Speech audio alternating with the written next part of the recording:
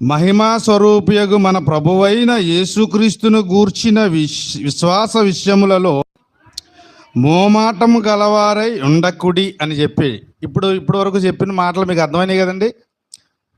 ధనికుడైనా, కటిక భేదవాడైనా, సామంతులైనా, సామాన్యుడైనా, ఎవరైనా సరే యేసుక్రీస్తుని విశ్వసించి దేవుని రాజ్యములో, సంఘములో చేరినటువంటి ప్రతి ఒక్కరూ అంతా ఒక్కటే, ఒకే భావనతో చూడాలి, ఒకే భావనతో ప్రేమించాలి, ఒకే భావనతో అందరినీ గౌరవించాలి. ఇప్పుడు నేను ఒక ప్రశ్న అడుగుతాను. ఇప్పుడు మన సంఘంలో మనం ఉన్నాం, బయట వాళ్ళ సంగతి వదిలేండి, మరి ఇప్పుడు మనకే కదా ఇక్కడ బోధించుకోవాల్సింది.